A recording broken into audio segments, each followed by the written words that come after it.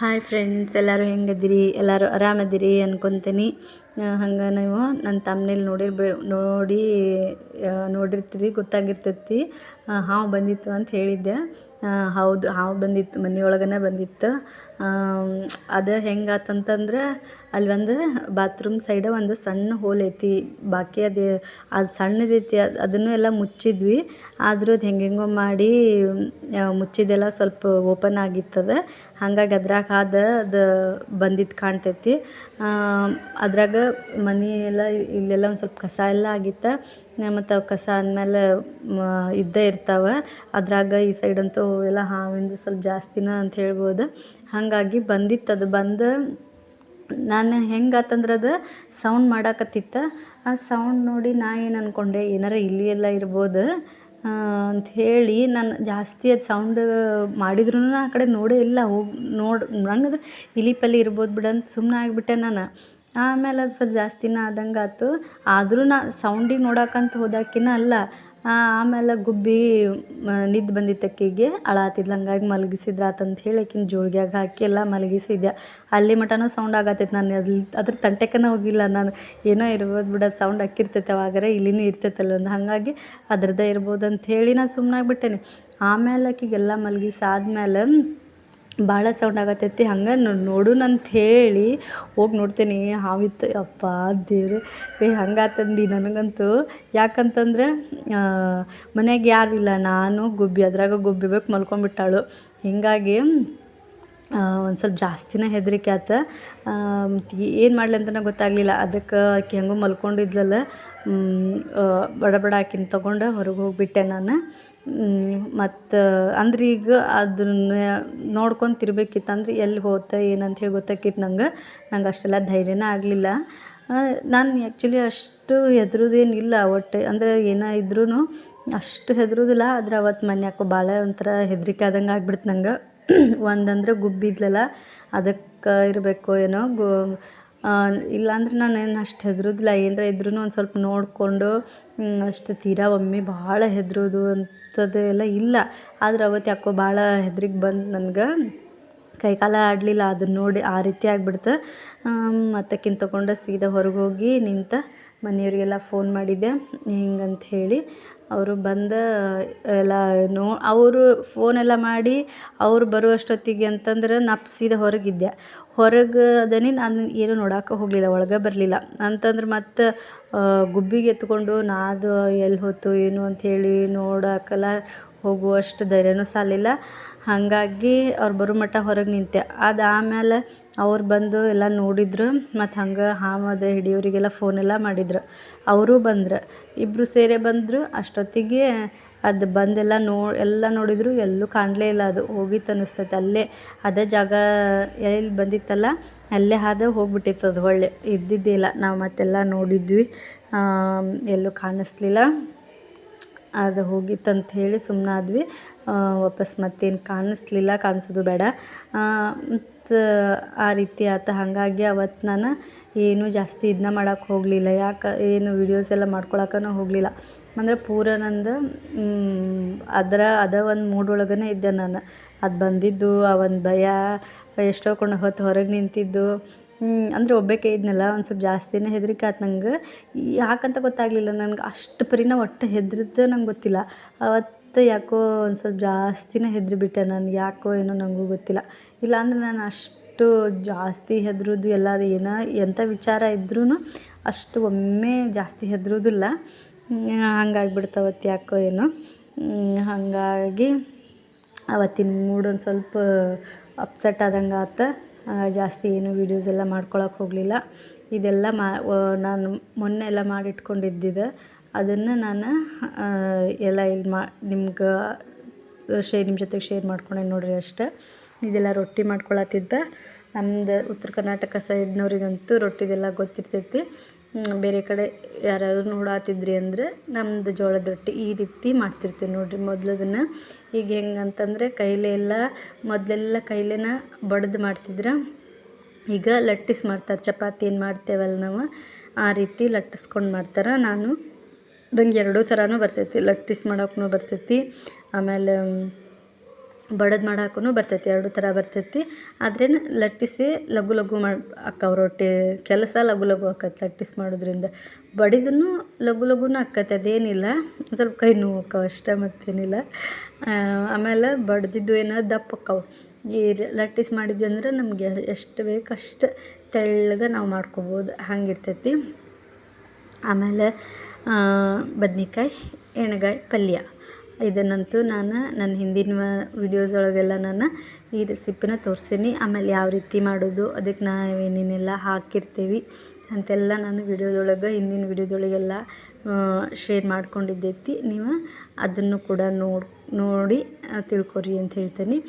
ಈ ರೀತಿಯಾಗಿ ನಮ್ಮದು ಇವತ್ತು ನಾಷ್ಟ ಇತ್ತು. ಆಲ್ಮೋಸ್ಟ್ ನನ್ನ ನಾಷ್ಟ ನೀವು ಜೋಳದ ರೊಟ್ಟಿನ ನೋಡಿರ್ತೀರಿ, ಆಮೇಲೆ ಪಲ್ಯ ಒಂದು ಬೇರೆ ಬೇರೆ ಇರ್ತೈತೆ ಅಷ್ಟೇ.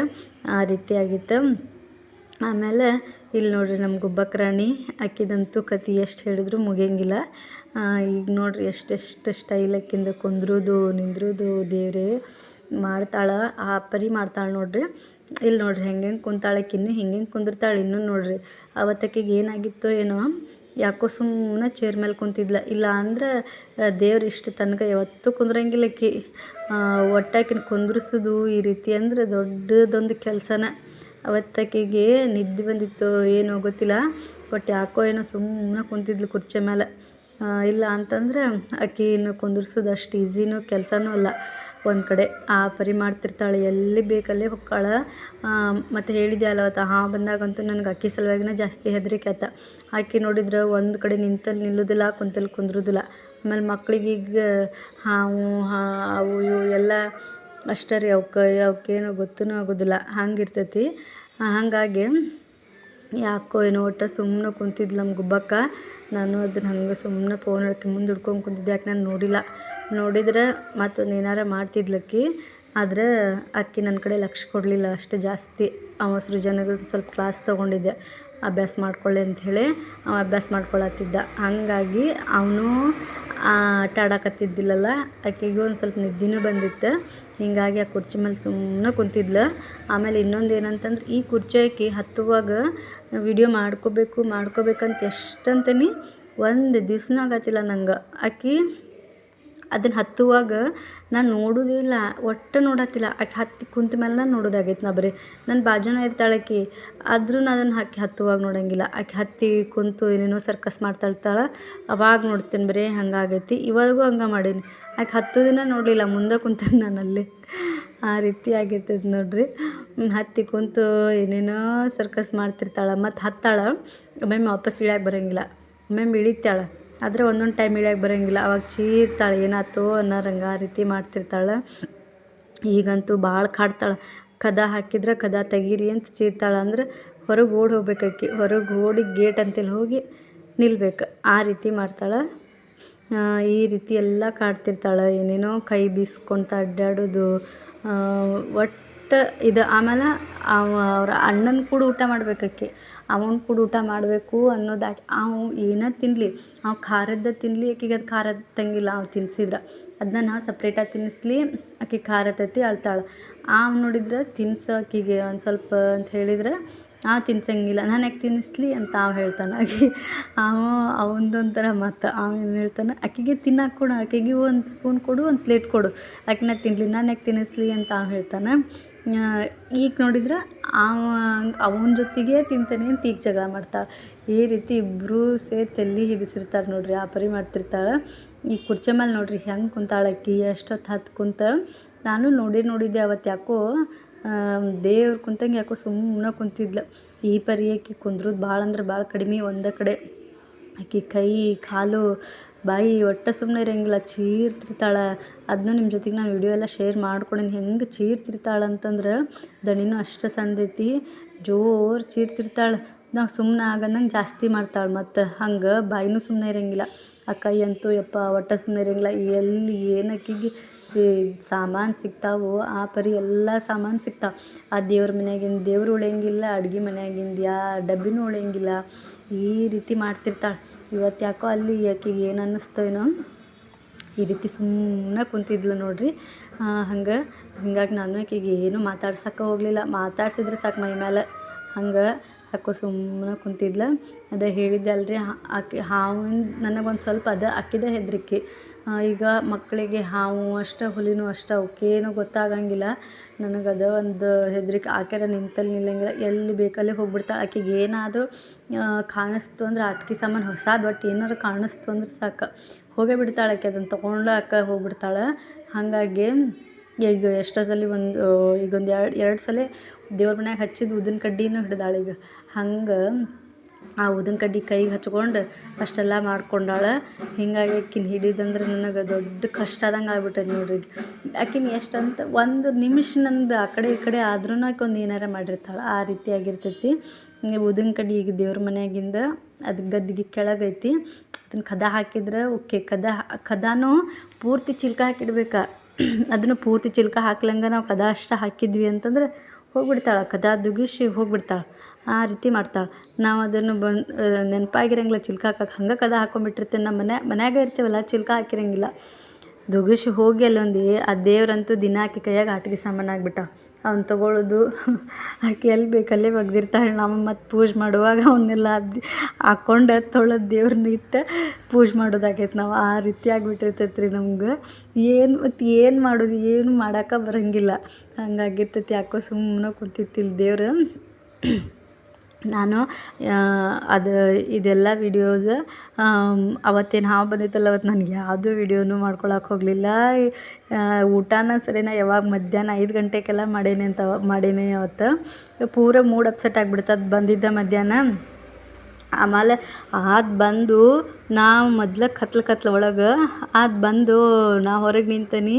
ಕರೆಂಟು ಹೋಗ್ಬಿಟ್ಟು ಅದೇ ಟೈಮಿಗೆ ಏನಚ್ಚಿ ಆಮೇಲೆ ಕರೆಂಟು ಹೋಗಿ ಅವು ಕತ್ಲು ಅದು ಬಂದಿದ್ದೊಂದು ನನಗಂತೂ ಅವತ್ತು ಸ್ವಲ್ಪ ಕೆಲಸನೂ ಇನ್ನೂ ಸ್ವಲ್ಪ ಆಗಿತ್ತು, ಸ್ವಲ್ಪ ಆಗಿರಲಿಲ್ಲ. ಆ ಕೆಲಸನೂ ಅಲ್ಲೇ ಇತ್ತು, ಊಟನೂ ಮಾಡಲಿಲ್ಲ, ಮದ್ರಾಗ ಕರೆಂಟೂ ಹೋಗ್ಯಾವು. ಈ ರೀತಿ ಆಯ್ತು ನೋಡ್ರಿ ಅವತ್ತು. ಹಾಗಾಗಿ ಯಾವಾಗ ಹೆಂಗೆ ಬರ್ತೈತಂತನೇ ಗೊತ್ತಾಗೋದಿಲ್ಲ. ಒಂದು ನಿಮಿಷ ಇದ್ದಿದ್ದ ಮೂಮೆಂಟ್ 1 ನಿಮಿಷಕ್ಕೆ ಮತ್ತೇನೋ ಟ್ವಿಸ್ಟ್ ತೊಗೊಂಡ್ಬಿಟ್ಟಿರ್ತೈತಿ. ಆ ರೀತಿಯಾಗಿರ್ತೈತಿ. ಈ ಸಣ್ಣ ವಿಚಾರನೇ ಇದು. ಆಲ್ಮೋಸ್ಟ್ ಲೈಫ್ ಹಂಗನೇ ಇರ್ತೈತಿ. ಏನೇನೋ ಟ್ವಿಸ್ಟ್ ಒಮ್ಮೆ ಸಡನ್ನಾಗಿ ಅನ್ಎಕ್ಸ್ಪೆಕ್ಟೆಡಾಗಿ ಟ್ವಿಸ್ಟ್ ಬರ್ತಿರ್ತಾವೆ ಲೈಫ್ ಒಳಗೆ. ಸೊ ಅವನ್ನೆಲ್ಲನೂ ಫೇಸ್ ಮಾಡ್ಕೊಂಡು ಹೋಗ್ಬೇಕು. ಏನು ಮಾಡೋಕ್ಕೆ ಬರೋಂಗಿಲ್ಲ. ನಾನು ಹಾವು ಒಳಗೆ ಬರೋದು ಯಾಕಂದ್ರೆ ಏನೂ ಅಂಥ ಒಂದು ಇದನ್ನ ಇಲ್ಲ ಬರೋ ಥರ. ಅದು ಒಂದು ಸಣ್ಣ ಹೋಲ್, ಅದು ಎಲ್ಲ ಫುಲ್ ಪ್ಯಾಕ್ ಇತ್ತು. ಆದರೂ ಅದು ಹೆಂಗೋ ಮಾಡಿ ಓಪನ್ ಆಗೈತಿ, ಅಲ್ಲೇ ಬಂದಿತ್ತು ನೋಡ್ರಿ. ಈ ರೀತಿಯಾಗಿತ್ತು. So thank you so